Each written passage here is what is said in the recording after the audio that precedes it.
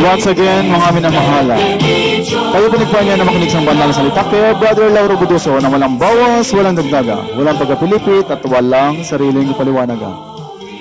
Sa araw na ito, ating pong pag-usapan ang patungkol sa, kasi may nagtanong kay Brother na may tao bang nakapag-usap sa Diyos? Ayun, sa Diyos Ama ang tinutukoy niya, no? Kaya ito po yung ating pakinggan siya at kung ano yung kanyang sagot, no? Ating pong alamin kung anong sagot ni Brother at saka alamin muna ito natin kung anong kanyang sagot. Sige.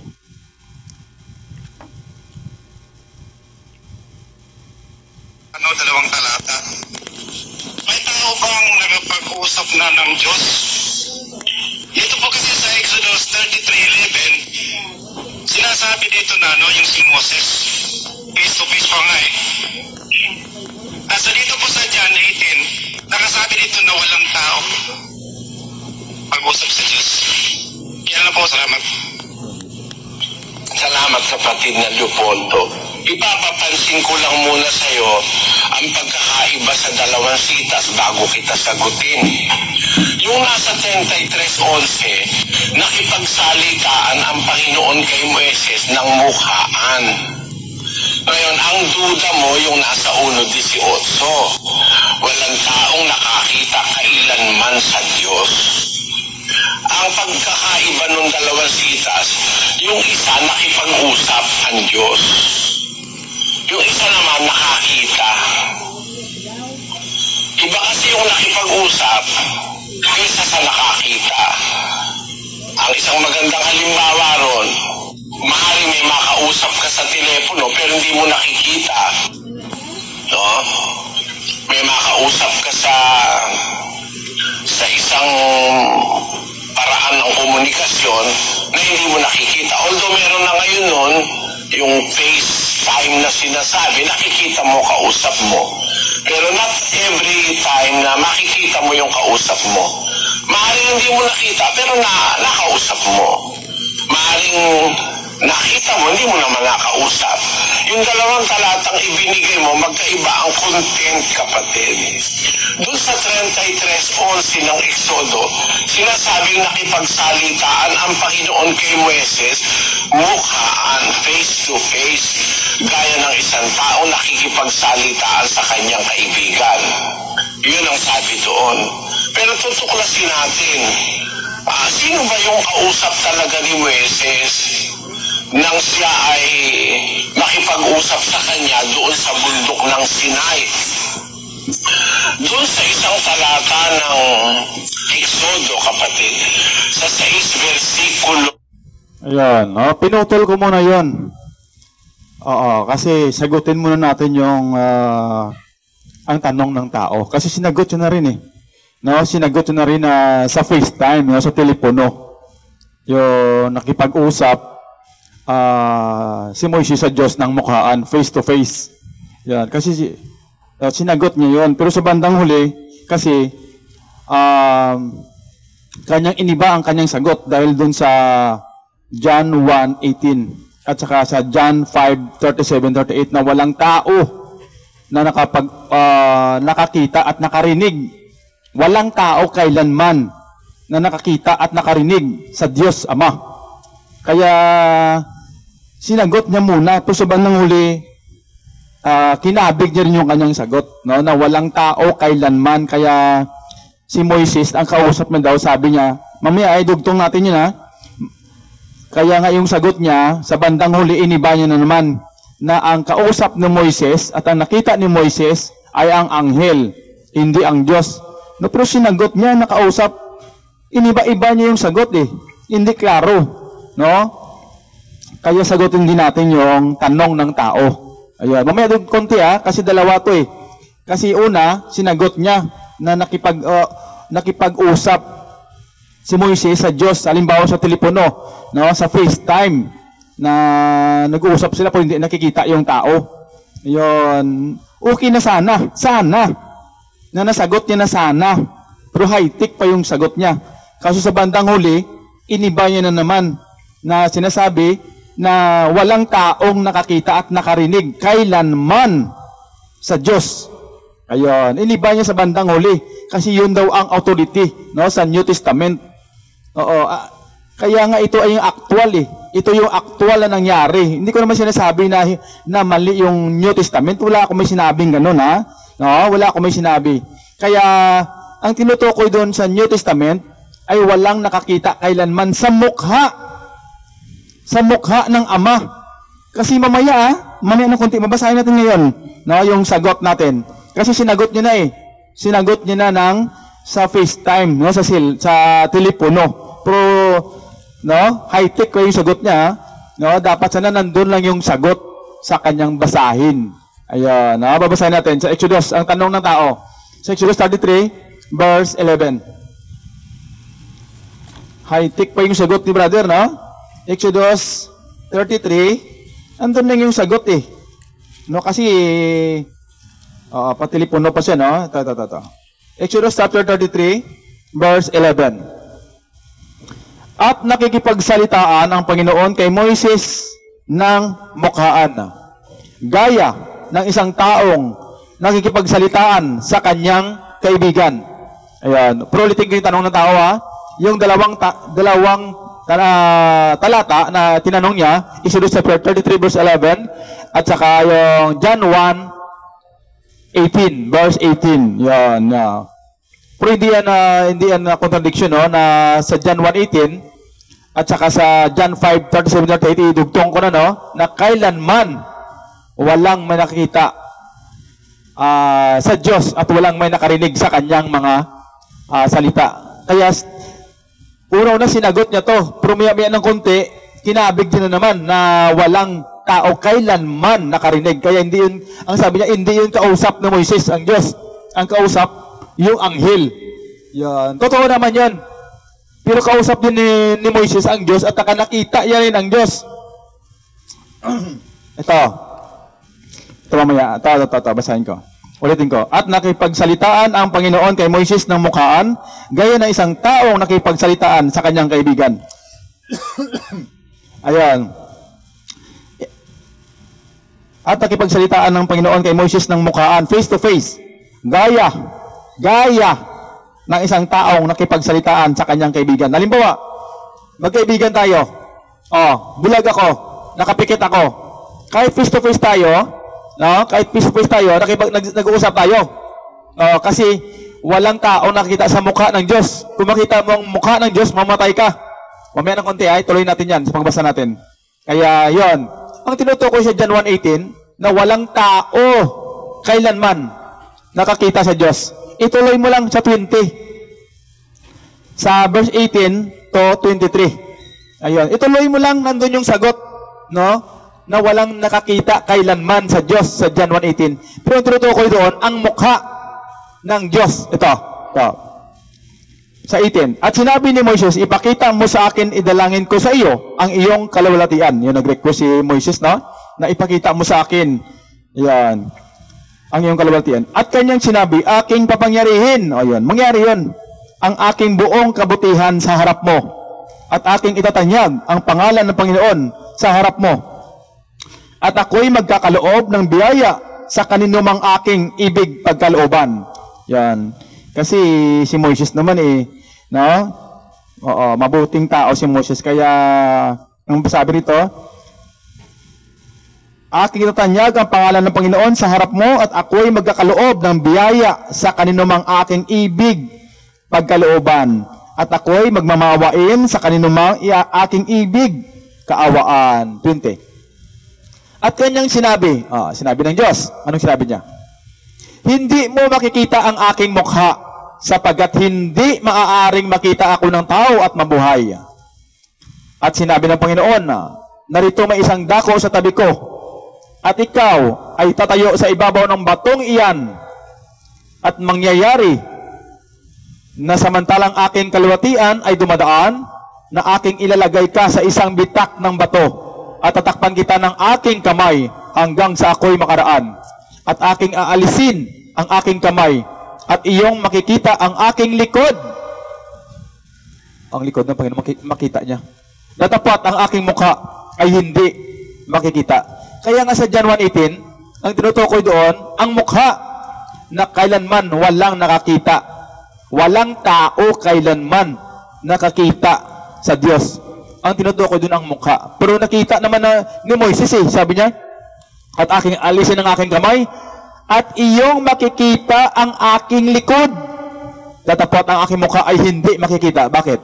Sa 20. At kanyang sinabi, hindi mo makikita ang aking mukha, sapagat hindi maaaring makita ako ng tao at mabuhay. Yan. Kaya sinagot natin yung tanong. Nandun lang dapat yung mga sagot eh. Oo, kaso lang lumihis pa siya. No? Pumunta siya doon sa burning bus. Pumunta siya doon sa burning bus. Na ang burning bus, na? Kasi dapat ang tanong sa Exodus 33:11 at saka sa John 1:18. Yun.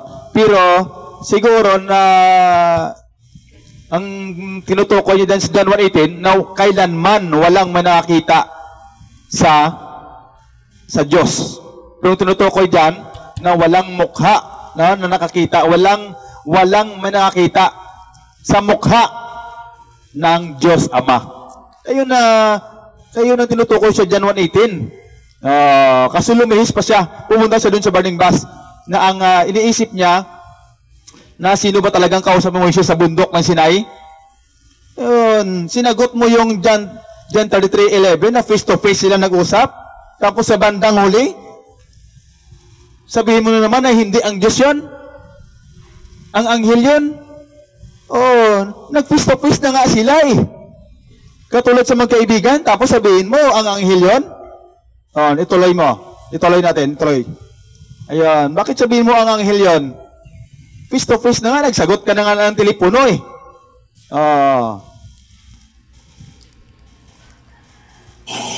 Tres, patuloy. At ako'y nagpakita kay Abraham, kay Isaac, at kay Jacob na Diyos na makapangyarihan sa lahat. Ngunit sa pamamagitan ng aking pangalang Panginoon, noon ay hindi ako napakilala sa kanila. Tayo mo sa Diyos, kapatid na Daniel. At ang Diyos ay nagsalita kay Moises at nagsabi sa kanya, ako'y ang Panginoon. Yun. Nakikipag-usap ang Diyos kay Moises. Sabi niya, ako ang Panginoon. Sa ibang salin, ang sabi, ako'y si Jehovah. Napakita ako kay Abraham, kay Isaac, at kay Jacob, na Diyos na makapangyarihan sa lahat. Pinutol ko yun kasi di ba binabasa niya na napakita nga ang Diyos kay Abraham, kay Isaac, at kay Jacob, na nag-uusap din sila ng Moises. Pero maya-maya ng konti, mag-conclude na naman siya na kailanman walang may nakakita sa Diyos. Tuloy. Binabasa niya.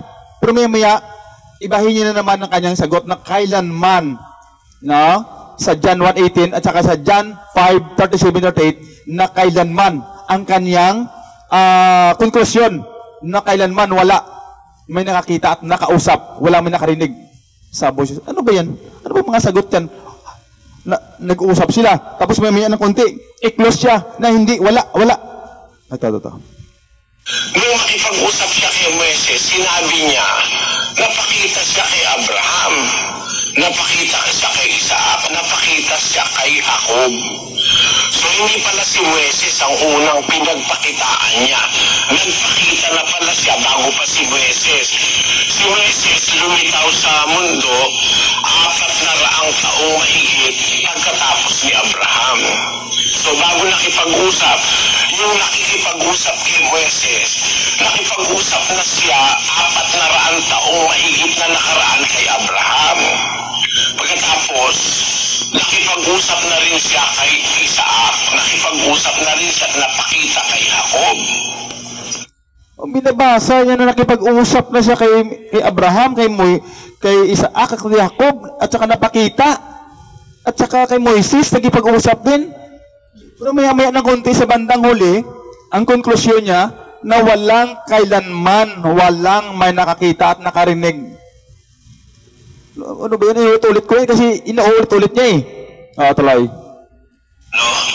Ngayon, nakikipag-usap naman siya kay Moises. Sinasabi niya kay Moises, napakita ako kay Abraham, kay Isaac, at kay Jacob. Nangyari ang pagkipag-usap niya kay Moises sa isang mababang punong kahoy. Mababasa yan doon sa Exodo mismo rin. Stress. At sinabi ni Moises, ako'y liliko ngayon at titignan ko itong dakilang panoorin kung bakit ang kahoy ay hindi natutupok. At nang makita ng Panginoon na panonoorin niya, ay tinawag siya ng Diyos mula sa gitna ng mababang punong kahoy. Ayan, no? Di ba narinig nyo? Tinawag siya ng Diyos sa mababang punong kahoy. Kaya kausap ni Moises ang Diyos din dyan sa mababang punong kahoy. Pero mamaya ng konti, kausap niya dyan. Pero mamaya ng konti, tandaan nyo yun, mamaya ng konti sabihin niya, ang nakausap din ng sa verse 2, napakita din ang anghel doon sa ningas ng apoy. Ayun, sa mababang punong kahoy. Kasi sinasabi naman dyan sa Psalm 104 verse 4 na ang saan kita mo? Sa Psalm, kasi ito ang anghel. Tingnan nyo ang anghel, no? Kaya tingnan natin muna ang anghel. Sa Psalm 104 verse 4, na siyang gumagawa sa hangin ng mga sugo niya. Ang kanyang mga tagapangasiwa ay alab ng apoy. Yun ang mga anghel. Yan. Angel spirit. At ang kanyang mga tagapangasiwa ay alab ng apoy. Ayan. Kaya ang anghel napakita din yun sa burning bus. No? Kausap niya din. No? Napakita sa ang binasa niya sa Exodus chapter 3 verse 2 to 6, sa verse 2 napakita. Ayan, no? Pero sa verse 4 to 6, kausap niya ang Diyos diyan. Kausap din ni Moises. No. At saka nagbasa sa Gawa, kasi ito yun sa New Testament, nandito sa Gawa chapter 7 verse 30 to 35, lundag sa 38. Ito, tingnan natin napakita ang anghel sa burning bus. Ayan, sa 31 to 34. Dumating ang tinig ng Panginoon, nag-uusap sila ni Moises, 31 to 34, verse 31 to 34. Ayan. At saka sa verse 30, sa verse 30, at saka sa verse 35, napakita ang anghel. Pero sa verse 38, sa Gawa chapter 7, nagsalita na ang anghel doon sa kanya, nagsalitaan din sila. Pero nag-uusap din sila ng ang Diyos at saka si Moises, nag-uusap din. Sa verse 31 to 34. Oo, pero maya lang tao, tingnan nyo. Sasabihin nyo yan na kailanman walang tao. Yan. Mamaya ng konti ibahin niya yung sagot niya. No? Nag-uusap din dyan Ayun, ito. Tuloy natin. At sinabi, Moises. Yan. At kanya sinabi, narito ako. At sinabi, huwag kang lumapit dito. Kubarin mo ang iyong panyapak sa iyong mga paa.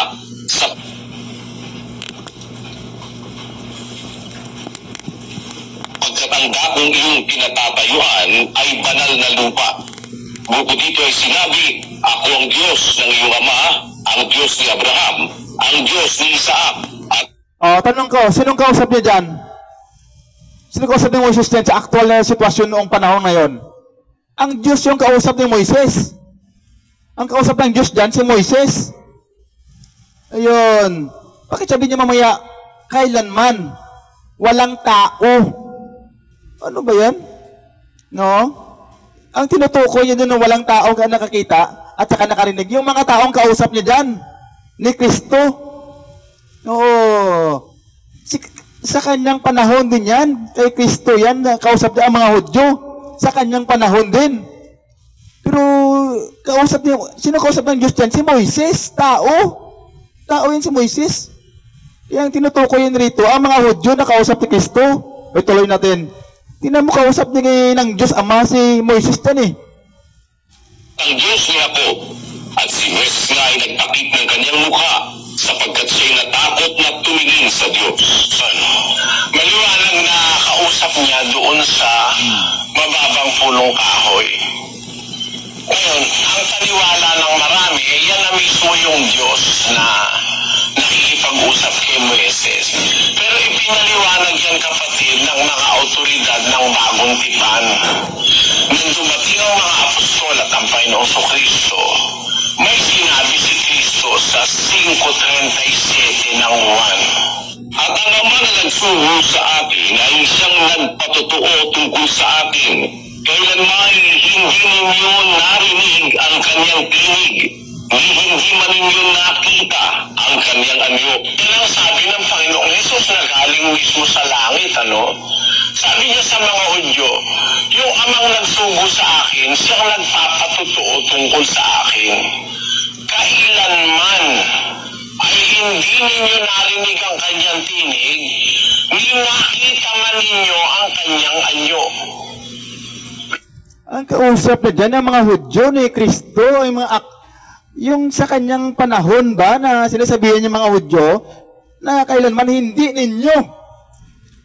ninyo narinig at nakita ang Ama. Kaya tignan mo yan. Kaya sa panahon din ni Kristo yan. Pero sa panahon ni Moises, nakita ni Moises, face to face sila eh. Pero nasagot ko na ng una, no? Face to face sila katulad sa magkaibigan, no? Halimbawa, bulag sila kaya nga eh. At saka nakita yun, binasa natin, nakita ni Moises ang likod ng Panginoon. Kasi hindi nga pwede makita ang mukha ng Diyos Ama. Kaya, tinan mo, iniiba niya naman yung sagot niya. Na hindi yun daw, no? Na hindi. Kasi nasa, ano na daw tayo ngayon? Sabi niya, sabi niya, sino ba talaga ang kausap ni Moises sa burning bush? Yan. Na maliwanag na ang paniwala ng marami na yun na mismo ang Diyos na kausap ni Moises. Yan. Kaso lang ipinaliwanag yun ng autoridad ng bagong tipan na dumating ang mga apostol at ang Panginoong Jesucristo sa John 5:37-38 kag sa John 1:18 na kailan may hindi ninyo narinig at nakita ang Diyos. Yun, kinlos niya yun eh. No? Kinlos niya na kailanman walang man nakakita. Yung kausap ni Kristo, ang mga Hudyo. Pero sa aktual na may nakikita din yun eh. No, yung aktual na si Moises at ang Diyos, na binabasa niya rin. Pero sa bandang uli, parang iniba niya yung sagot niya. No? Kasi ang aktual na nangyari, nakakita, si Moises eh. Nakita niya yung likod. Pero ang mukha, ang tinutukoy din yan sa John 1:18, na kailanman walang may nakakita sa Diyos, sa Ama, ay ang kanyang mukha.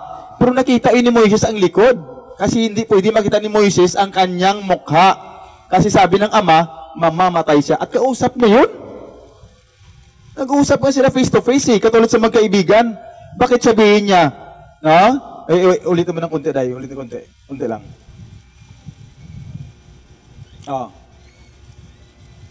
Ay hindi ninyo narinig ang kanyang tinig, ni hindi man ninyo nakita ang kanyang anyo. Yan ang sabi ng Panginoong Hesus na galing mismo sa langit, ano? Sabi niya sa mga Hudyo, yung amang nagsugo sa akin, siyang nagpapatotoo tungkol sa akin.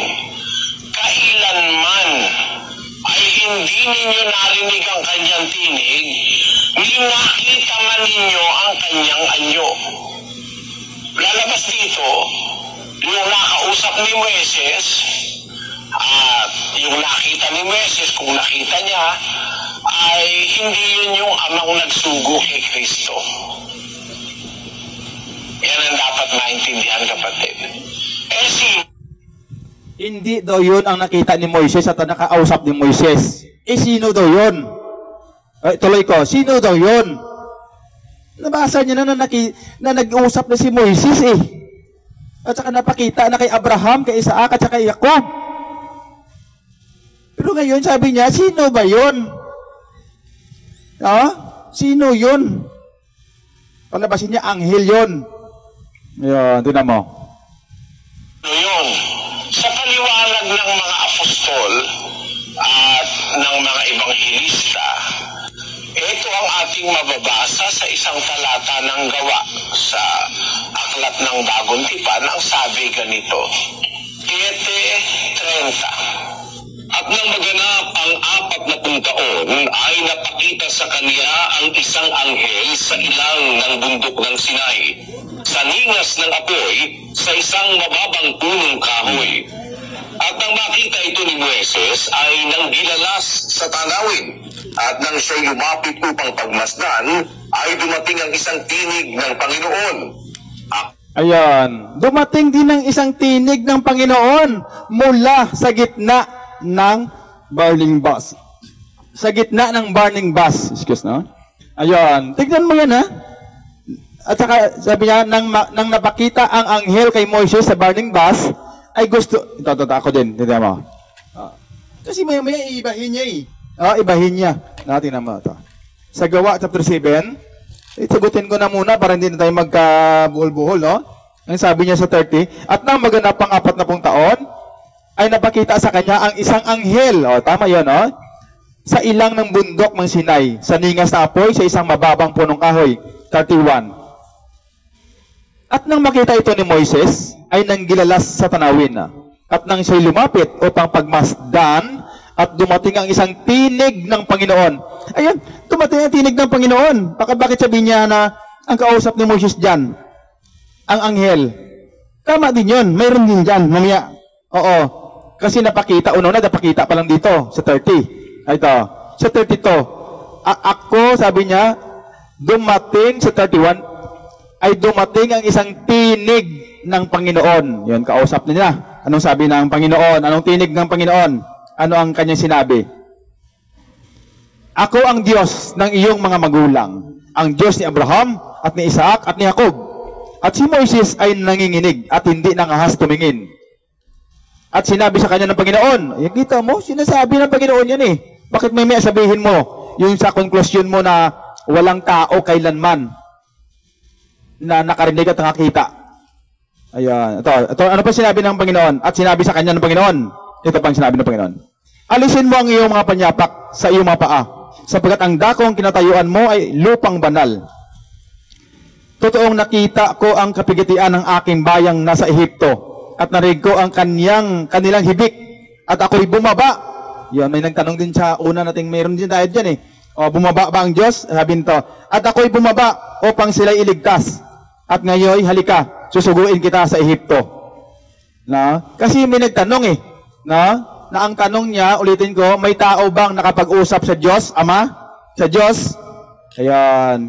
Kaya, pinapalabas siya dito na anghel ang kausap at napakita kay Moises. No? Kasi ang iya konklusyon, walang tao kailanman nakakita at nakarinig sa Ama. Ayan. Pero ito, sa binabasa niya, nandiyan ay kausap ni Moises eh. At napakita din ang anghel, at nakausap din ni Moses ang anghel. Ito na, 35. Ang Moses na ito, na kanilang itinakwil, na sinasabi, sino ang sa iyo ay naglagay sa puno at ukom? At ay siyang sinugo ng Diyos na maging puno at tagapagligtas sa pamagitan ng kamay ng anghel na sa kanya'y napakita sa mababang punong kahoy. Ayun, dalawa na no? Sa verse 30, napakita. Sa verse 35, napakita.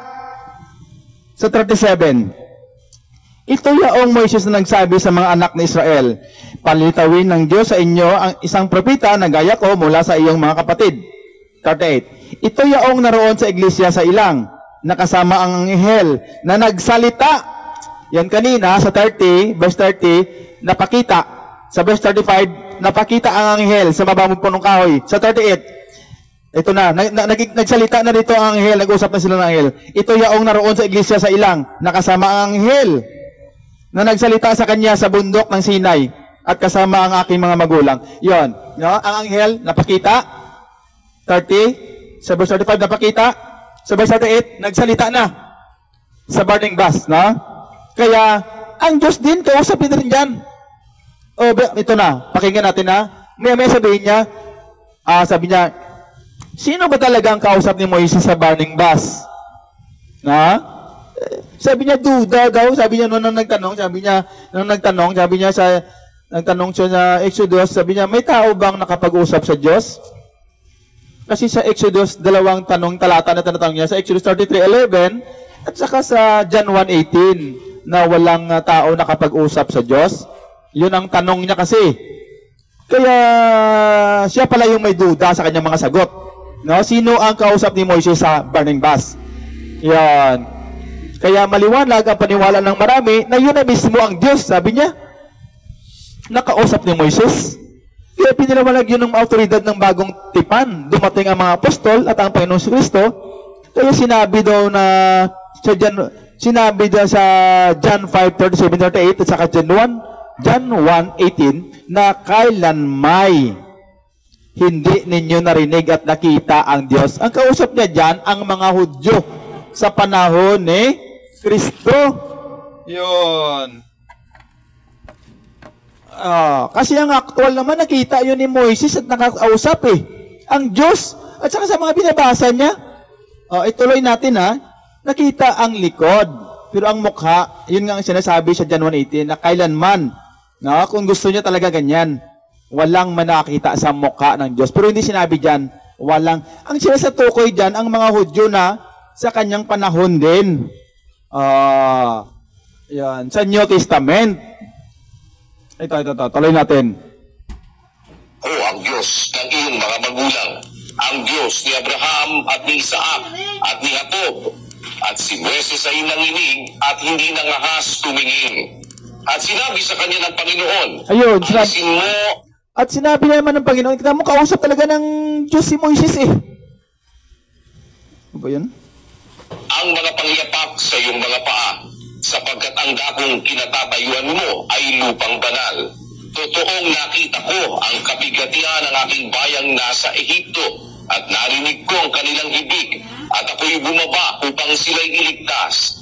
At ngayon halika, susuguin kita sa Ehipto.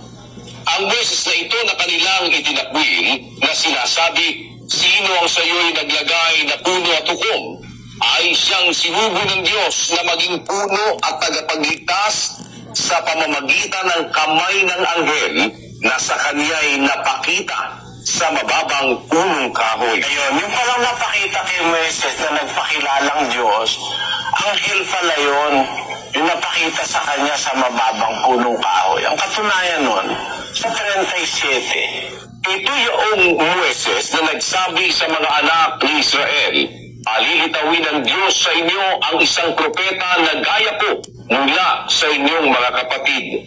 Ito yung naroon sa iglesia sa ilang na kasama ang anghel na nagsalita sa kanya sa bundok ng Sinai, at kasama ang ating mga magulang na siyang nagsitanggap ng mga aral na buhay upang ibigay sa atin. Ito yung Moises na naroon sa iglesia sa ilang, kasama ang anghel na nagsalita sa kanya sa bundok ng Sinai.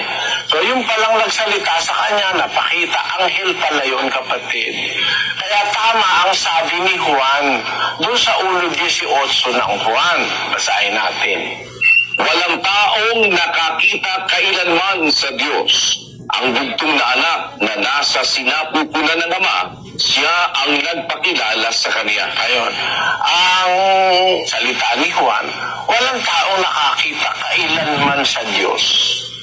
Yung bugtong na anak lang na nasa sinapupunan ng Ama, siya ang nagpakilala sa Kanya.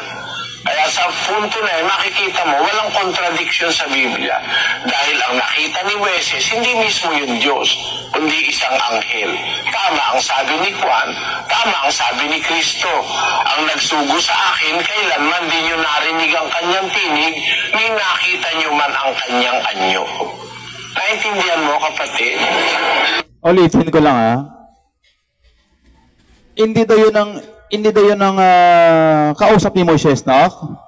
At saka hindi daw yun ang nakita ni Moises. Paano yung sa Exodus 33:11 verse 20-23? Hindi lang yun nakita, no? Hindi yun alam. Kaya sinabi niya, ang nakita ni Moises, hindi yun, no? Ang anghel yun. Ano ba yun? Sino yun ang nakita ni Moises? Ulitin ko yung sabi niya. Sa bundok ng Sinai. So yung palang nagsalita sa kanya, napakita, anghel pala yun, kapatid. Kaya tama ang sabi ni Juan doon sa 1:18 ng Juan. Basahin natin.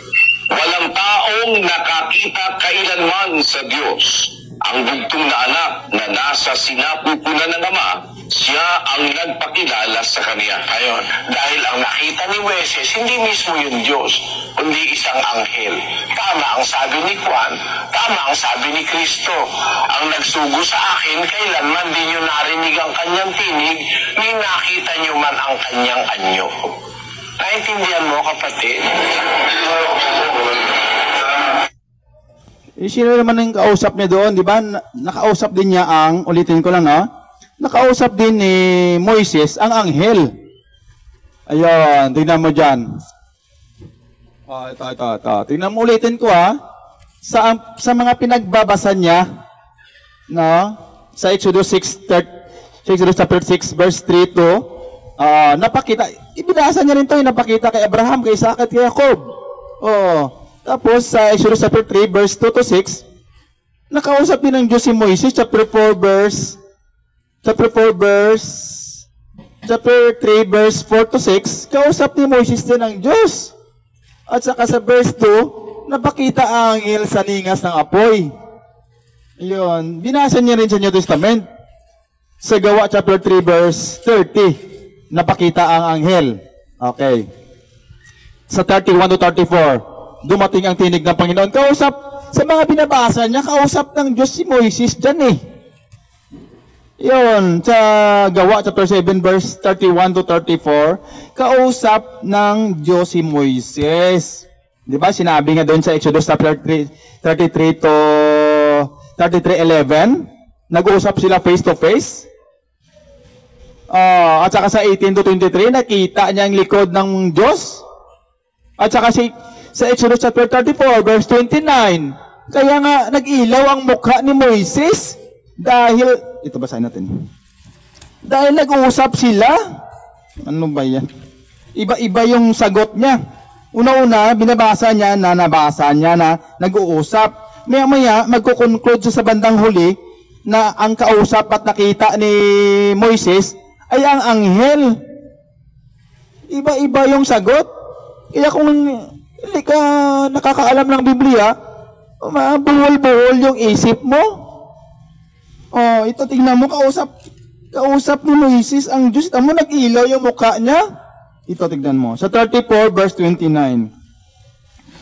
At nangyari, kasi yung tinutukoy niya, walang kailanman nakarinig ng kanyang, walang tao, kailanman nakarinig. Ito tao si Moises Ito, basahin ko sa Exodus. Ito mo, nagliwanag ang mukha ni Moises. Ito, at nangyari nang bumaba si Moises sa bundok, sa Exodus 34:29. At nangyari nang bumaba si Moises sa bundok ng Sinai, kasi pinapalabas niya ang anghel yung kausap, hindi ang Diyos. Kasi ito sabi niya na maliwanag. Sino ba talagang kausap ni Moises sa bundok ng burning bush? Maliwanag ang paniwala ng marami na yun mismo ang Diyos na kausap ni Moises. Ipinaliwanag yun ng autoridad ng bagong tipan na walang nakakita o nakarinig o nakakita sa Diyos. Yun ang kanyang konklusyon. Pero tingnan mo ito, nagliwanag yung mukha ni Moises. At sa mga binabasa niya sa aktual na nangyari doon sa Old Testament, na nag-uusap si Moises at ang Diyos. Nakita pa nga ni Moises ang likod, hindi pwede makita ang mukha. Ano ba yan? Nabulbuhol ka talaga. Tingnan mo, nagliwanag ang mukha ni Moises. Tingnan mo kung sinong kausap niya. At nangyari nang bumaba si Moises sa bundok ng Sinai, na dala ang tapyas na bato ng patotoo sa kamay niya.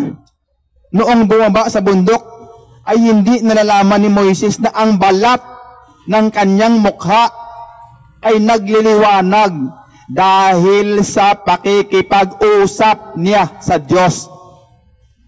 Sino kausap niya sa Sinai? Kaya nga doon sa binasa niya sa Exodus chapter 3, tingnan mo yon, sa burning bush. Sino ba kausap niya doon? Ito, sa chapter 4. Ito, binabasa niya rin sa Exodus chapter 3 verse 4. At nang makita ng Panginoon na panonoorin niya, ay tinawag siya ng Diyos mula sa gitna ng mababang punong kahoy. Ano sinabi ng Diyos? At sinabi, Moses, Moses. At kanyang sinabi, narito ako. At sinabi, huwag kang at nang makita ng Panginoon, ulitin ko at nang makita ng Panginoon na panoorin niya, ay tinawag siya ng Diyos mula sa gitna ng mababang punong kahoy. Sinong kausap ni Moises? Kailanman? walang may nakarinig. Ang mga tinutukoy ni Kristo at saka ng mga apostol, ang mga kausap nila. Ito tao, ito si Moises eh. Sa gitna ng burning bush, bakit ka magsalita ng tignan mo, sino ba talaga ang kausap ni Moises sa burning bush? Ayun. Sabi, at na makita ng Panginoon na panoorin niya, ay tinawag siya ng Panginoon mula sa gitna ng mababang punong kahoy. Kausap siya ni Moises, ng Diyos si Moises sa burning bush eh. Ayun, siya pala nagduda sa kanyang mga sagot. Buhol-buhol eh. Kaya kung hindi ka talaga, mabuhol-buhol ka talaga. Pinapalabas siya dyan na walang tao. Yun ang closure niya eh. Kinlos niya. Yung kausap niya dyan, ni Kristo at saka ng mga apostol, ang mga tao na mga Hudyo na kailanman wala. Pero si Moises tao ito eh. Mula sa gitna ng burning bush. Kaya pinapalabas niya na ang kausap ni Moises, kasi kailanman walang may nakarinig, kailanman walang tao. Walang tao, sabi niya. Tama din naman yun. Pero ito si Moises, mabasa rin na narinig ni Moises na tinawag mula sa gitna ng mababang punong kahoy. Sinabi niya, Moises, Moises. At kanyang sinabi, narito ako. Sumagot din si Moises. At sinabi, huwag kang lumapit dito. Ubarin mo ang iyong panyapak sa iyong mga paa, sapagkat ang dakong ito ay kinatayuan ay banal na lupa. Bukod din sinabi ng Diyos diyan, nagsalita pang Diyos. At ay sinabi, ako ang Diyos ng iyong ama, ang Diyos ni Abraham. Sino ba nagsalita dito? Yan, ang Diyos ni Isaac at ang Diyos ni Jacob. Ay si Moises nga ay nagtakip ng kanyang mukha sapagkat siya'y natakot na tumingin sa Diyos. Kasi mamatay siya pag nakita niyang mukha ng Diyos. Pero nag-uusap sila ng mukhaan. Kaya nga sabi niya, walang tao. Ang tinutukoy na walang tao, kailanman, yung mga kausap nila sa kanilang panahon. Ayan. Kaya klaro, no? Kaya, ito, bigyan natin ng konting conclusion, no? Kaya, kung ang John 1:18 at saka John 5:37-38, kailanman walang tao nakakita sa Diyos at nakarinig ng kanyang tinig. Tama lahat yun. Nakasulat yun. Pero dito mabasa natin sa Exodus 33:18-23 nga nagpakita din kay Moises ang Diyos. Nakita ang kanyang likod. Nakausap din ng Diyos si Moises sa Exodus 34:29. Kaya nga nagliwanag ang mukha niya. No? Hindi lang yun. Marami kang mabasa, nag-uusap sila. Kaya pinapalabas yun ng kailanman walang tao nakakita at nakarinig ng kanyang tinig. Ano ba yan? Ang anghel din naman. Kasi pinapalabas niya, ang nakita ni Moises at saka narinig ni Moises doon sa bundok ng Sinai, no? Ay ang anghel. Tama din naman yun kasi sa Gawa chapter 7, verse 30-35, 30, lundag sa 35, anghel nga yun. Nag-uusap din at nagsalita din ang anghel kay Moises sa Gawa chapter 7, verse 38. Tama din yun. Pero kay Moises, nag-uusap din sila at saka nakita din ni Moises ang kanyang likod. Itong konklusyon, ang actual na nangyari noon kay Moises sa burning bush tungkol sa anghel at sa Diyos, mayroon din yun. Yun ang actual, yun ang Old Testament. Kaya nga atin yan na pinagdugtong-dugtong. Ayun, wag mo kasi putulin na dito ka mag-conclude sa John 1:18 at saka sa John 5:37-38 na kailanmay walang tao nakakita sa Diyos at nakarinig ng kanyang tinig. Kailanmay walang tao. Si Moises tao yun eh. Tignan mo yon. Kaya tama lahat nga to. Pero yung ang pag-intindi ni brother, yun ang buhol-buhol. Kaya salamat sa Panginoon at tayo po'y nakatapos na naman sa ito po'y mayroon din siya doon doon siya tanong na bumaba ba ang Diyos sa lupa. Yun, tignan nyo rin yun. Kasi dito nagbuhol-buhol din siya Doon ay mayroon din siyang aral doon. Titignan mo doon. Yun. Pinapalabas siya ang anghel to No, ang nakita at narinig ni Moises ay ang anghel, hindi ang Diyos. Yun ang pinapalabas niya Yan, tingnan nyo na lang ulit dun sa mga napakinggan nyo. Yan. Thank you, Lord.